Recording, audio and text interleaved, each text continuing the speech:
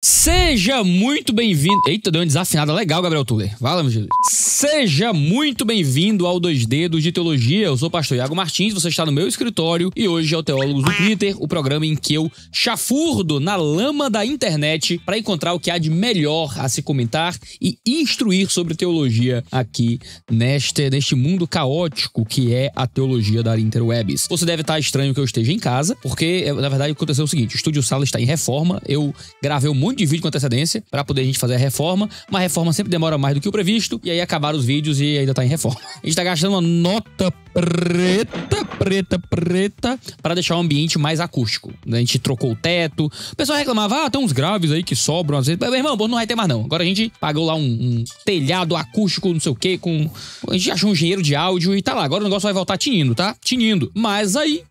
eu tenho que gravar em outros momentos. Aí, estou gravando em casa agora. Peraí, que esse sonzinho aqui é maravilhoso. Peraí, ó. Oh, beleza. Depois tomo omeprazol pra compensar a gastrite. Ih, rapaz, me molhou o microfone, ó. Bom, o que eu tava dizendo? Teólogos do Twitter, gravado aqui em casa, pra gente não ficar sem vídeo de jeito nenhum, tá? Aí você vai notar duas coisas. Primeiro que eu tô arrumado, bonitinho aqui na beca, porque eu sou agora o tipo de homem que tem reuniões importantes. O tipo de homem que derruba a luz, é isso aí. Eu comprei uma luz que tá bem colocadinha, a outra que tá meio frouxa, mas que vai dar certo. Eu sou agora o tipo de cabra que tem reuniões importantes online. Mas tem umas novidades aí, depois eu explico. E essa aí, eu tá arrumadinho em casa, tem alguma coisa a ver com isso. Mas coisas que a internet só pode saber no tempo oportuno. Tem um segredo aí que eu tô guardando faz mais de um ano já. Então, faz um ano. Mas vocês saberão muito em breve. E a segunda coisa que vai reparar é que tá muito bonita a sua gravação em casa, Iago. Você tava fazendo umas lives aí. Carne de lata, como é que diz no Ceará? Carne de lata, isso aí. É sem qualidade. Umas lives com webcam sem futuro. Mostra aí, compara aí, Gabriel Tuller, como tava as lives. Aí eu comprei uma câmera decente, uma luz decente, pra esse ficar bonito. Por quê? Porque agora teremos lives exclusivos pros membros. É isso aí. Teremos agora o nosso Clube do Livro do Futuro, só pros membros desse canal. Você tem 1 hora, pelo menos, aí de live comigo no mês, onde a gente vai estudar os livros que eu estou escrevendo. É o Clube do Livro de livros que não existem. A gente vai estudar livros que ainda vão sair. Livros que eu ainda estou escrevendo, livros que ainda serão publicados. A gente vai falar sobre engajamento cultural e escatologia na live desse mês. Já vai ser segunda-feira agora. Então, se você não é membro, já se organiza aí pra virar membro e estar ao vivo comigo, segunda-feira, 20 horas, onde a gente vai estudar sobre escatologia e mandato cultural. O encontro dessa segunda tem como título Por que se engajar na cultura se tudo vai piorar? É o capítulo de um livro que eu estou escrevendo que vai ser publicado ainda esse ano. E a gente vai estudar livros que não existem, que ainda vão existir. Então, vocês vão ser os leitores beta de primeira mão. Mas bom, aí se você quiser virar membro, vira aí. Se não quiser, se inscreve no canal, assina notificações pra ficar sabendo sempre que houver vídeo novo. Dito tudo isto, um cheirito no seu... Não, peraí. Cheiro no cangote é pra terminar. Eu não sei mais gravar sozinho, peraí. Dito isso, simbueira! Agora eu prefiro muito mais gravar com a equipe, viu? Gravar sem equipe é só na gambiarra. É só pra eu sentir mesmo que... Olha, gravar sem equipe é triste. Sem o Elias me olhando, pô. Aí é meu pai. Inauguração da guerra nos céus através da dança intercessória.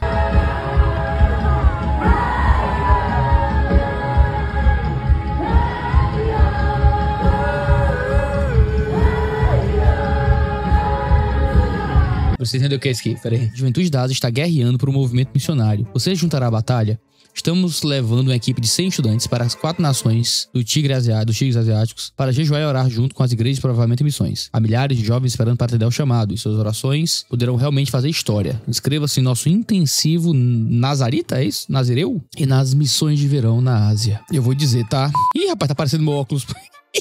Lembra que eu reclamei que meu óculos estava quebrado? Eu tô consertando assim, ó. Botei um silver tape aqui, tá dando muito. Pô, pouco tiver tempo eu troco. Não tô falido não, vai aparecer assim. Perdeu tudo, lembra que eles dizem, perdeu tudo, não sei o que. Eu tô com óculos remendadinhos porque eu não tenho tempo de arrumar. Há mais de um mês, há 2 meses que o óculos quebrou, eu não tive tempo de ir no centro arrumar. Gente, o que é que eu comento sobre essa dança intercessória aqui, tá? Eu não acredito, assim, isso não existe, gente. Isso aqui é outra religião, assim. Não é cristianismo isso aqui, tá? Isso aqui não é cristianismo, não. Não sei que religião é essa, mas não é cristã. Isso aqui é uma galera, um jovem que tá achando que tá conseguindo mover o mundo espiritual de forma profética através de dança intercessória. Não existe dança intercessória na Bíblia. Existe dança na Bíblia? Pra louvar a Deus? Existe, no mesmo sentido que existe, sei lá, tocar um instrumento pra louvar a Deus, dançar pra louvar a Deus, fazer a sua comida pra louvar a Deus, entendeu? Você pode louvar a Deus através da sua vida e através de atos físicos, né? Se dobrar em oração, se ajoelhar em oração. E às vezes a dança, principalmente em culturas onde a dança é muito comum, como um ato litúrgico até, faz algum sentido. Você vai numa igreja africana, você vai ter crente dançando lá pra Jesus, tocando lá os seus pandeiros e tal, e show de bola, problema nenhum. Agora, a instituição Ministério de Dança na igreja, em que algumas menininhas de véu e uns paninhos fica lá dançando pra enfeitar o culto, já é ruim. Porque tudo que acontece publicamente no culto precisa ter um sentido de instrução e edificação na fé. Isso é o que Paulo vai estabelecer em 1 Coríntios 14. O motivo pelo qual cristãos não podiam ficar falando em línguas no culto sem interpretação em público é porque ninguém entende nada. Então tudo que é falado no culto, tudo que acontece no culto, tem que ser inteligível. Ficar dançando não é inteligível, ficar dançando não vai comunicar nada. Já é um problema. Quando isso se mistura com o neopentecostalismo e aí vira dança profética, aí já piora. Porque agora você tá acreditando que existe alguma força profética, alguma força espiritual que perpassa esse ato de dançar, não é? O que absolutamente não existe. Aqui eles estão para um terceiro nível já. Eles estão inaugurando a guerra nos céus através de uma dança que agora não é mais nem profética, é intercessória. Sei não, viu? O que é que falta inventar? É por isso que eu pareço grosseiro nesse programa. Tem uma coisa razoável pra eu comentar, então, não tem uma coisa normal pra eu comentar, você só separa a loucura, gente. Mas vamos lá, primeiro os desiludidos com a igreja. Eu tenho esperança. Eu vejo nas igrejas orgânicas, nesses pequenos grupos caseiros, eu vejo surgir uma nova igreja. Isso não é um fenômeno brasileiro, tá? Esse é um fenômeno que acontece na Europa, é um fenômeno que acontece na igreja norte-americana, onde a desilusão é mais antiga do que a nossa. Okay? O cristianismo muito institucional da Europa, frio, dogmático, há muito tempo expulsou as pessoas da igreja. As nossas motivações são outras. Na Europa era o tradicionalismo frio, é a decepção pós-guerra. Isso tudo levou ao afastamento da igreja. O histórico é outro, mas o resultado é igual. Então os desigrejados da Europa estão voltando de uma nova forma. Não para a igreja oficial da Holanda, da Inglaterra, mas para a igreja que se reúne nas casas e ora e busca Deus e que estuda a Bíblia não como um livro que está contra a ciência, mas ao contrário, estudam a Bíblia dialogando com os novos campos de conhecimento. Então isso na Europa já está muito presente e é bom. São pessoas que querem o aconchego de uma igreja, mas sem necessariamente que está debaixo de uma confissão de fé institucional que ele tem que subscrever. Nos Estados Unidos acontece um fenômeno muito parecido com o nosso, por causa das mega igrejas, por causa da teologia da prosperidade. O negócio religioso começou nos Estados Unidos. Então, lá há 20 anos atrás, a coisa já estava pior do que está aqui hoje. Então, lá nos Estados Unidos, a mesma coisa. Começa a surgir uma igreja de gente que quer um evangelho simples, um evangelho caseiro, tal. Eu vejo com bons olhos esse movimento. Muitos desses grupos vão se organizar em igrejas pequenas, estáveis, sem a necessidade de riqueza de patrimônio, sem a necessidade de virar uma franquia comercializada por aí. Entendeu? Então, eu vejo com bons olhos esse Espírito Santo se movimentando no coração dessas pessoas. Para mim, isso é uma ação de Deus para purificar a igreja. Deus sempre vai purificar a sua igreja. De alguma forma ele vai fazer. Eu vejo esse movimento como um movimento de Deus, não o contrário. Interessante a fala. Primeiro, esse cara, eu não conheço esse cara, fala muito bem, tá? Se expressa muito bonito. Tem algumas coisas interessantes aí. Primeiro, há de desconsiderar que, sim, há todo um mercado religioso. Nossa, eu achei a fala dele muito boa, de forma geral. Tem um mercado religioso muito ruim, né?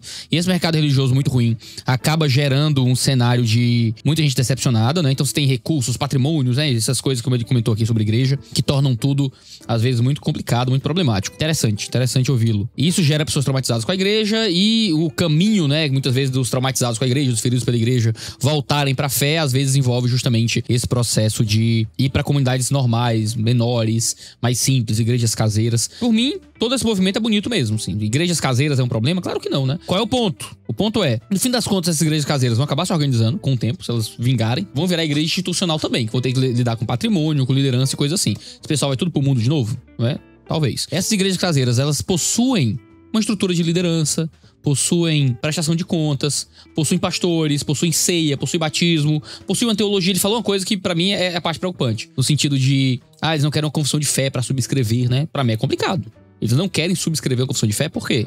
É pra subscrever uma confissão de fé. Então, se eles não subscrevem a confissão de fé, aí a gente tem um problema, né? Tem que existir uma confissão de fé, tem que existir uma crença, tem que existir liderança, tem que existir uma estrutura de autoridade, porque isso é bíblico. Agora, claro, quando isso vira toda essa cultura de megas igrejas e coisas muito profundas, onde você não tem pastoreio, não tem mais vida de comunidade, tudo vira um grande comércio, uma grande franquia, talvez a vida de igreja comum seja uma coisa boa. Acabei de ver aqui um comentário diz assim, fui desigrejado. Começamos uma igreja orgânica. O negócio cresceu e virou uma igreja comum. Voltei a ser desigrejado. Então esse é o grande desafio, né? A questão é que a gente precisa de igrejas que não cedam ao mundo, né? Para que não cedam a modelos hiper-institucionalizados, para que não cedam a teologia da prosperidade, né? E coisas desse tipo. Ou a esse grande mercado religioso, né? É preciso que os pastores possam proteger as suas igrejas do comércio. Iago, então você é contra, sei lá, que venda sanduíche depois do culto, esse tipo de coisa, que seja pago o acampamento, não é? Não, nada disso. Então é contra a oferta na igreja? Não, nada disso. As igrejas precisam se sustentar e existem alguns ambientes ali de pequenas vendas ou de estrutura, né? Que é totalmente razoável, não é?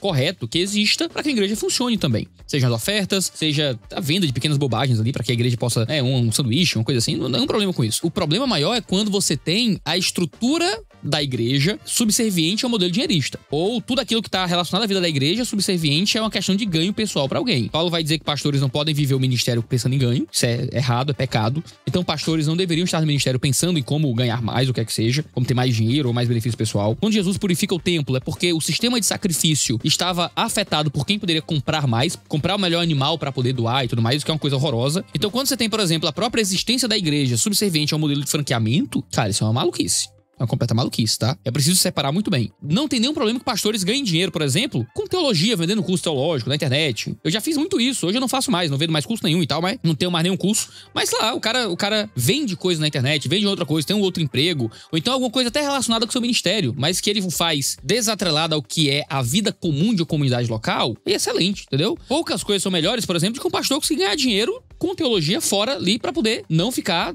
sendo tentado, sei lá, vender coisas da sua própria comunidade, franquear a sua igreja. Então, ter que ficar coagindo o pessoal a dar mais na igreja, ofertar mais na igreja. Pô, pra mim é uma bênção, porque eu posso ter uma vida digna hoje vendendo coisas que não são na igreja, não são no culto, não são pra comunidade. Como, por exemplo, minhas roupinhas da Insider. Não sei se você sabe, eu estou usando aqui, ó, minha tech shirt da Insider, e às vezes eu prego assim na igreja. Às vezes eu vou pro culto, ó, palitozinho, camiseta da Insider, e tô lá.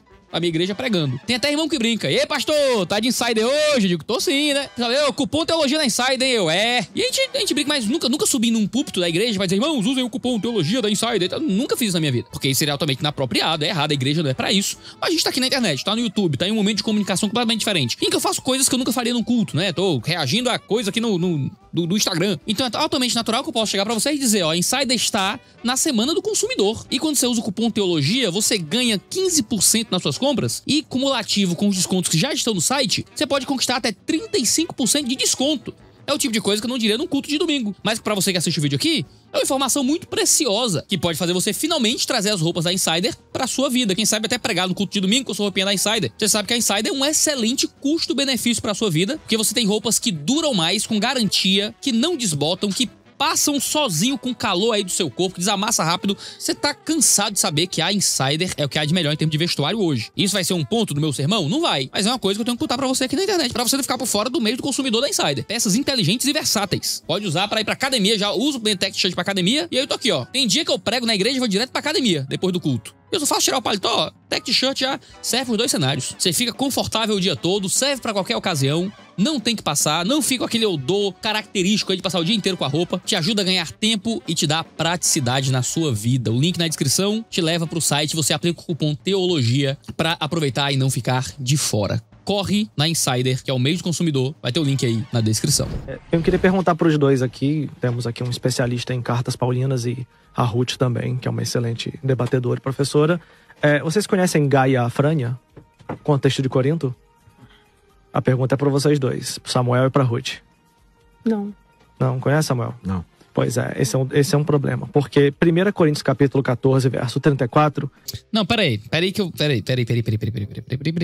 Vamos lá. Isso aqui é um debate... Caraca, eu consigo prever tudo que vai vir aqui. Eu não vi esse vídeo até hoje. Não sei que vídeo é esse. Mas eu vou prever pra você agora aqui, ó. Profeta. Iago, profeta das nações. Vou fazer uma dança profética já. Esse é um debate sobre ou pastorado feminino ou um tema correlato. Começo aqui. Já que é 1 Coríntios 14, não é? Tá discutindo assuntos ali. Ele cita Gaia Afrânia. Essa Gaia Afrânia, ela era... Eu não lembro se ela era esposa de alguém importante, não tenho essa memória, mas ela era uma pessoa que se metia muito nas reuniões, nas decisões do Sinédrio Romano. E aí, baixou-se uma lei, né, pra lidar com o fato de essa mulher se meter demais, interromper demais as reuniões e tudo mais. Algumas pessoas entendem que quando Paulo proíbe que mulheres falem, se expressem publicamente no culto lá em 1 Coríntios 14, isso faz uma referência ao caso de Gaia Afrânia, em que, na verdade, as mulheres não deviam ficar interrompendo, atrapalhando e tudo mais. Então eu presumo que ele vai levantar isso como um argumento pra dizer que Paulo proíbe que as mulheres se expressem ali em 1 Coríntios, no sentido de que elas não podiam ficar interrompendo o culto, atrapalhando, tal, se metendo demais e coisas assim, que não é nada ontológico, não é nada que perpassa as culturas sobre o papel das mulheres no culto. Então ele deve ser o cara que é a favor de pastorado feminino, os outros dois aqueles que são contra. Profético aqui, tá? Não vê esse vídeo, vamos ver agora. Paulo vai dizer, na verdade, é um pouquinho mais pra frente, né? Quando ele fala sobre a lei. Agora, peraí, antes aí de você ver se minha profecia aconteceu, eu já quero fazer meu primeiro comentário aqui, tá? Antes de assistir. Meu irmão, se isso não é ansiedade, é loucura. É uma postura, não sei quem é esse rapaz, não sei quem é. Eu ia usar um termo mais forte, eu ia usar um termo mais leve, porque não tem pra quê. Vamos lá, eu vou deixar de ser cearense um dia. Vou usar um termo mais leve. É uma postura descortês. Eu ia dizer outra coisa mais pesada. É descortês, é mal educado. É mal educado. Você tá num debate teológico e você mandar uma dessa assim. Mas vocês conhecem Gaia Afrânia, do contexto de 1 Coríntios? Conhecem? Porque assim, eu conheço porque eu escrevi recentemente um livro sobre esse texto. Se eu não tivesse escrito Igrejas que Calam Mulheres recentemente, que tem um capítulo inteiro em que eu discuto o pastorado feminino, eu não tava afiado. É só porque eu tô afiado mesmo, só porque eu pesquisei. Mas ninguém tem a obrigação de conhecer todos os personagens históricos relacionados aos contextos de textos bíblicos, sabe? É mais educado você, você conhece o caso de Gaia Afrânia? Gaia Afrânia foi... Aí você já explica. Você perguntar, joga um personagem obscuro do mundo antigo. Aí você conhece, fulaninho, do texto e tal. Cara, assim, é um show-off desnecessário. Eu sei que a cultura de debate é a cultura de destruir o adversário. Isso aqui é destruir o adversário. Mas eu acho que isso aqui é uma parada, assim, desnecessária mesmo. Pra começar. Mas vamos lá. Olha o que ele diz. Conservem-se as mulheres caladas na igreja, porque não lhes é permitido falar, mas estejam submissas como também a lei o determina. Que lei é essa? Essa lei aqui, na verdade, segundo A.T. Robertson, é uma lei que foi feita no templo de uma mulher que morreu no ano 48 a.C., chamada Gaia Afrânia. Qual era o objetivo aqui? Essa mulher interrompia tanto o sinédrio que eles colocaram uma lei. Ela era esposa de Licínio Bátio, e ela interrompia fazendo perguntas que não estavam pertinentes ao tema e à pauta dentro dos sinédrios e das casas onde geralmente estavam se ensinando alguma coisa. E aí, com base nesse comportamento, eles criaram uma lei para poder regular todo tipo de comportamento avesso que estivesse ali atrapalhando a liturgia do culto. Tanto é que a palavra lalém, aqui, ela deveria ser traduzida como tagarelar, ou seja, conservem-se as mulheres caladas na igreja, porque não lhes é permitido tagarelar, no contexto da lei de Gaia Afrânia. Então, acho um argumento ruim, tá? Primeiro, porque a tradução tagarelar é uma tradução complicada ali, certo? Não é a única opção de tradução. Você vai ter outras opções de tradução e tagarelar não parece ser a principal. Tanto que nas nossas bíblias em português eu acho que nenhuma segue tagarelar. E em segundo lugar, é muito estranho pegar o caso de uma mulher do século I, se eu não me engano, antes de Cristo, pegar uma legislação local relacionada a ela, em um contexto romano que não era Corinto. Vou até pesquisar aqui, Gaia Afrânia foi de onde? Gaia Afrânia. Deixa eu ver, século antes de Cristo. Ela era esposa do senador Linício Búquio. Morreu em 48 a.C. Onde é que ela era? Ela era de Roma, tá? Ela era da região de Roma. E o caso dela estava atrelado muito a tribunal, tá? Ela era tipo uma advogada, ela levava muitos casos ao tribunal e tudo mais, aí surgiu essa lei. Pra mim, é uma coisa extremamente improvável, em termos de contexto, que uma lei que foi baixada localmente em Roma pra lidar com uma mulher que era tipo uma advogada informal, digamos assim, vai ser o contexto que Paulo tá usando pra se referir às mulheres na igreja de Corinto, basicamente um século depois, sem criar nenhum contexto específico. Achar que a lei ali não é lei do Antigo Testamento, mas lei... não sei, hein? Acho esse argumento fraquíssimo. E aí a gente observa ainda o seguinte, verso 35. Se, porém, querem aprender alguma coisa, interroguem ao seu próprio marido. A expressão interrogar mostra que o verbo falar do verso 34 está diametralmente ligado à questão de tagarelar. Por quê? Porque as mulheres interrompiam o culto, interpelavam os cultos, assim como foi o caso de Gaia Afrânia, que eu acho que deveriam ter estudado, trazendo esse dado para o debate. Como é que a pessoa vai em Coríntios e não sabe qual é a lei aqui que tá falando, né? Não, é isso aqui, não sei, hein? Não sei. Porque ele tá dando um argumento fraco e sendo arrogante no argumento fraco. Isso pega, viu? Você ser arrogante no argumento fraco é difícil. Como é que você vai em Corinto e não sabe a lei? Cara, é uma lei romana, porque não é uma lei em Corinto. Corinto tava debaixo do Império Romano? Tava, mas era uma lei muito específica. Que é extremamente improvável que Paulo esteja se referindo a uma lei como essa. Agora vamos lá, ele tá nesse argumento aí do tagarelar. Em 1 Coríntios, deixa eu abrir aqui meu Logos, abrir aqui o meu bom e velho Logos. 1 Coríntios 14. Qual verso que ele estudou? 36? Deixa eu ver. Tá aqui, que as mulheres se conservem caladas na igreja, porque não lhes é permitido falar. A palavra aqui é lalém, né? Vem de laléu. Aí eu vou dizer, essa palavra, não preciso nem consultar meu Logos aqui, porque eu sei disso aqui decorado já, tá? É a palavra mais básica do grego para o ato de falar. Eu vou abrir aqui o Lounaida, que é meu léxico favorito, só por desencargo de consciência, mas ele fala, laleu, falar. É isso. Falar. Tá aqui a melhor tradução. To speak or talk, né? Falar, com a possibilidade de implicação de um uso mais informal, né? Falar de forma mais informal. To speak, to say, to talk, to tell. não é? Contar, falar, se expressar. Sequer existe a ideia de tagarelar dentro do domínio semântico principal de Lalel. Aqui, tá? Então, ó, esse argumento de que a Paulo tá falando de tagarelar é um argumento gramaticalmente ruim. Eu tinha dito que não é a melhor tradução e tal. Pô, eu vou corrigir aqui agora que eu conferi. É uma tradução claramente errada. Tentar traduzir ali por Lalel tanto que quando Paulo fala de silêncio, é a mesma palavra que ele usa pra quem fala em línguas. Então quem fala em línguas não pode tagarelar? É isso que ele tá querendo dizer? Não tem nada a ver com isso, certo? Então assim, é um argumento fraquíssimo. Mas aí a gente observa que a expressão aqui é eperotatosan, que seria nesse caso interrogar, o verbo interrogar, e aqui também o adjetivo aisron, que seria a palavra vergonhoso, mostram que Paulo está totalmente no contexto. Então, o que Paulo... No contexto do quê, mano? Paulo tá totalmente no contexto do quê? Está proibindo aqui as mulheres de ensinar na igreja? Não. Porque se ele estivesse impedindo as mulheres de ensinar, ele não colocaria o verbo lalém. Claro que ele colocaria. Lalém é só falar. Lalém é a palavra falar. Esse é o verbo. Lalém, laleu. Cara, essa parada que me deixa às vezes intrigado, sabe? A impressão que eu tenho é que as pessoas que falam, que mais querem usar grego na internet, não sabem grego, cara. Tá difícil isso aqui, viu? É um erro, oh meu Deus, asqueroso, terrível, matem esse homem. Não, nada disso. É um homem de Deus, provavelmente. Mas a galera se mete nos debates, cara, com a... É porque ele tá sendo arrogante. Ele tá sendo, como é que vai em Corinto e não entendeu? Eu não sei nem quem é com quem ele tá interpelando aqui. Mas é uma postura muito ruim. Não sei quem é essa pessoa também, então não vão dar hate no caba. Mas ele tá sendo muito arrogante a partir de um grego muito deficitário, tá? Se ele tivesse impedido as mulheres de falar, ele colocaria o verbo lego. Se tivesse impedido as mulheres de responder, colocaria o verbo eipen. Se tivesse impedindo as mulheres de ensinar, colocaria o verbo didaskon. Não, cara, não.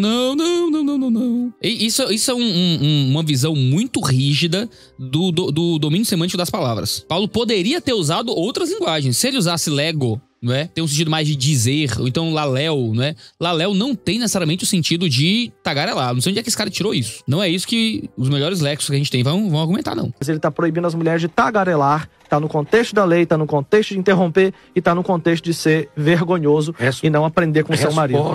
Complicado, viu? Complicadíssimo. Como é que eu lido com esse texto? Para mim, falar tá atrelado em 1 Coríntios 11 e 14 com o discurso público, certo? De autoridade pastoral dentro da igreja. Falar tá atrelado a essa expressão pública de ensino. Paulo poderia ter usado didasco? Poderia. Mas Paulo poderia ter usado didasco também em 1 Timóteo. E Paulo também fala que não permite que a mulher fale, né? Usa a mesma expressão. Pra mim é cansativo, viu? Ruim. Argumentos ruins. Como é o costume. Tem aqui testemunho de um prisioneiro do Mississippi sobre pregações de Paul Washer. Eita, rapaz. Vamos ver aqui, hein? Legendado, pelo menos esse. Every time I'm in class, I'm taking that, the glorious gospel, Paul Washer's workbook, and I got all that in there. Every one of them. And I wrote this down a long time ago, whiles back. And then there it is.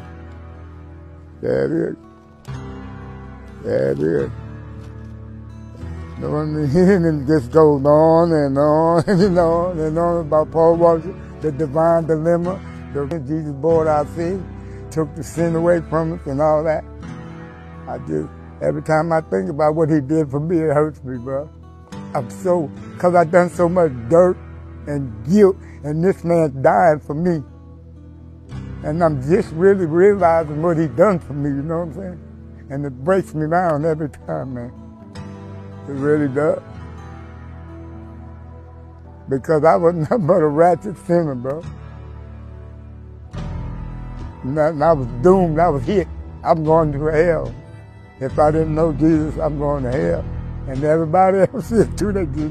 And I try to tell them all. I look around, there's only a bunch of dead bodies everywhere. And I'm trying to tell them, man, no God, bro, get with Jesus, bro. Come to class with me, go to church with me. They look at me like, man, you trying to get me to go to church? Yes, I am.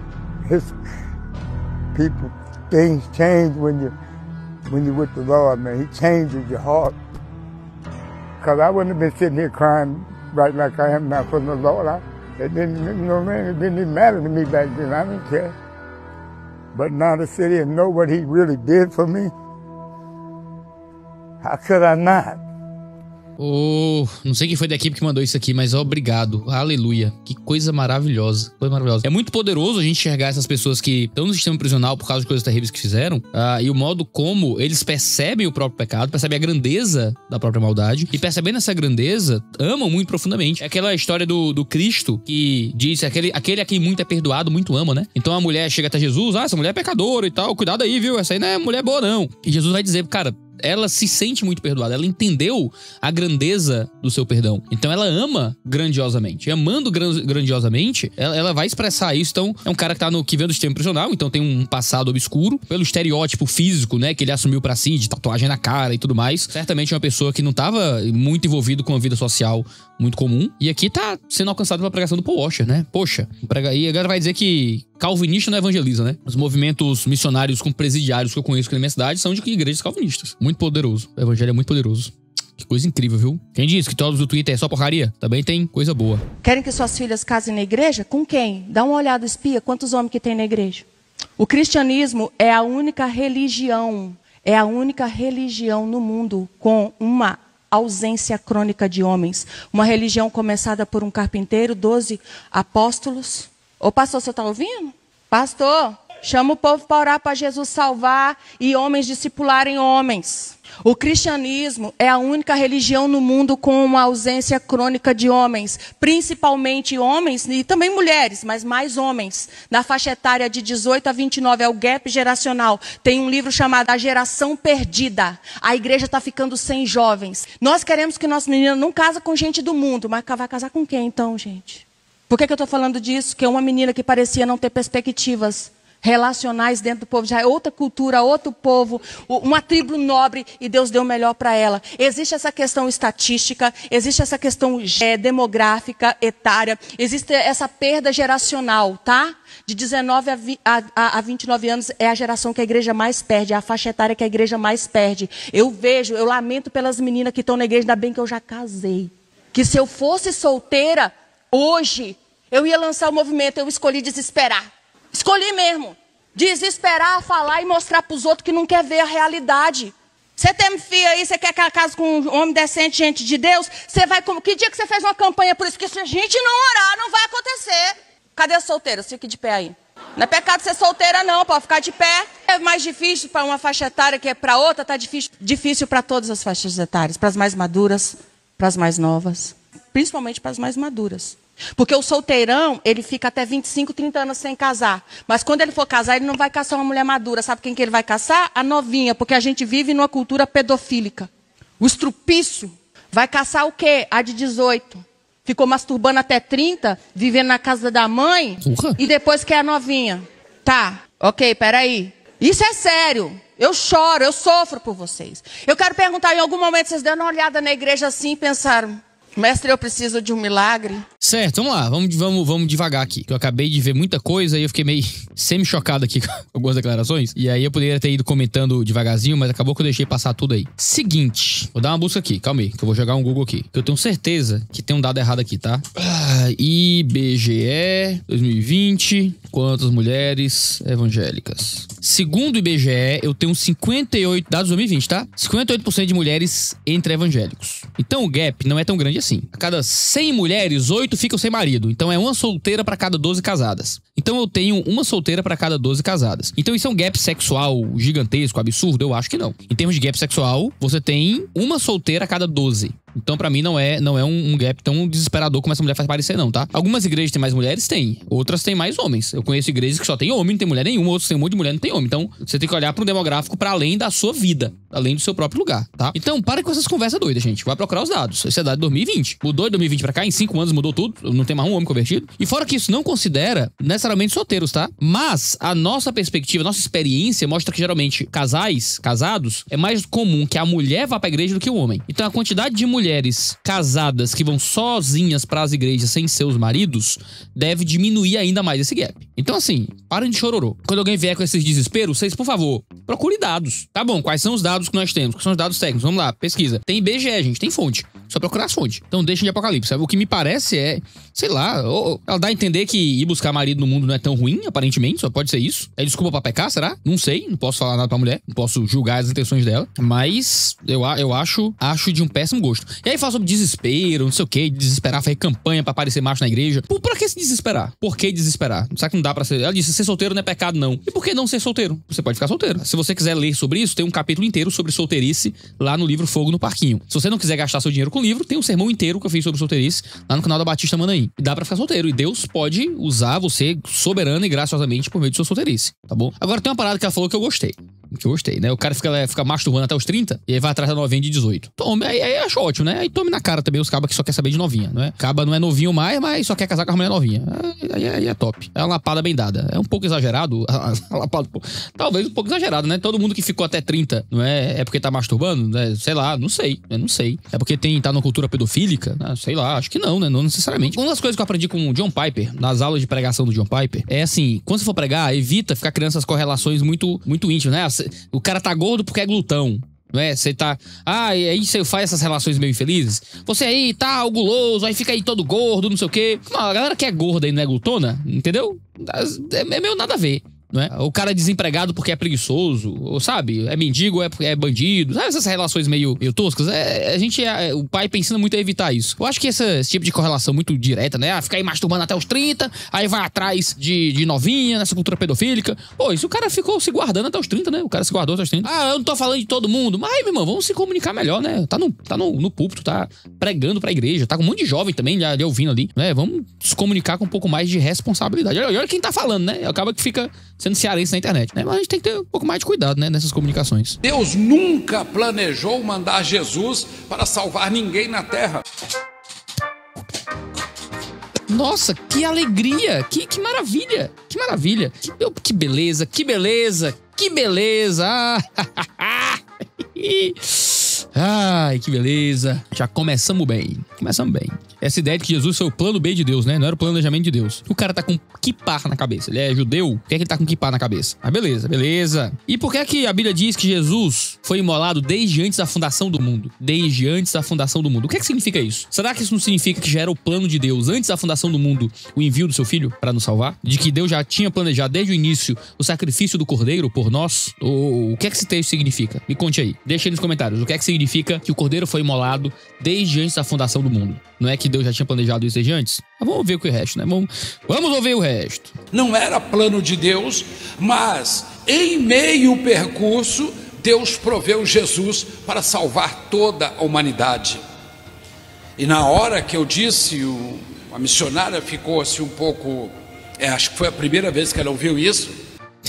Eu tô um pouco também, tá? Tô um pouco. E segundo ela pregava sempre que o plano de salvação é antes da fundação do mundo. Opa, ele já previu meu argumento, hein? Então ele vai me refutar agora. Vamos lá. Eu falei, então você está colocando a culpa em Deus. Deus é cúmplice da queda do homem. Pensa bem, eu mando você correr num corredor, eu sei que tem um buraco. Mas você não, um corredor escuro. Aí você cai no buraco. Eu chego com uma escada 1 hora depois e coloco ali para você sair e você vai ter como se fosse um ato de heroísmo. Claro que não, eu sabia que tinha um buraco. Eu sou cúmplice da queda de quem caiu. Então Deus não planejou.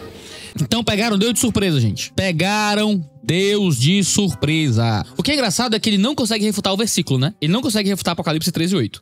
Ele não consegue refutar o texto. Ele precisa criar uma analogia. Então, o texto diz, ele foi imolado desde antes da fundação do mundo. Mas aí, não. Eu não vou lidar com o sentido do texto. Eu vou criar uma analogia maluca pra poder dizer que isso não se aplica. É de lascar. E claro que Deus não é cúmplice da queda humana. Porque o homem escolheu cair. O homem escolheu o caminho da queda. O homem escolheu o pecado. É uma decisão humana. O que muitos críticos do calvinismo não conseguem entender é que nós não acreditamos que os homens, os seres humanos, são seres incapazes, sabe? Incapazes de tomar suas decisões, de que quando o homem age é Deus que está puxando as cordinhas. Nós queremos uma soberania que considera responsabilidade. Claro que o ponto fraco do calvinismo nisso é que a gente não consegue explicar como é que se dá isso, mas a gente não consegue explicar a Trindade também, entendeu? Pra gente existe um campo de mistério que inclui a união das duas naturezas do Messias, que inclui todos os elementos que envolvem a Trindade, que inclui a relação entre soberania e responsabilidade. Porque a Escritura prega as duas coisas, um Deus pleno e totalmente soberano, que considera no seu plano histórico a queda, e que desde antes de existir Adão e Eva já tinha imolado o seu filho, ao mesmo tempo que a queda é culpa de Adão e um ato de Adão. Ninguém caiu por Adão, ninguém fez Adão pecar. Adão pecou porque ele quis, entendeu? Ah, mas como é que você concilia essas coisas? Bom, não sei. Sei que a Bíblia prega elas. E, porque a Bíblia prega elas, eu creio nelas. É a salvação porque Deus não planejou a queda. Mas o homem caiu, então Deus planejou a salvação para o homem. Ah, começou mal, terminou pior. Bom, esse é o Teólogos do Twitter de hoje. Não deixe de se inscrever no canal e assinar as notificações para ficar sabendo sempre que houver vídeo novo. Vira membro para participar do nosso Clube do Livro do Futuro comigo em lives mensais. E usa o cupom TEOLOGIA para você aproveitar o mês do consumidor na Insider. Um cheiro do seu cangote e até a próxima.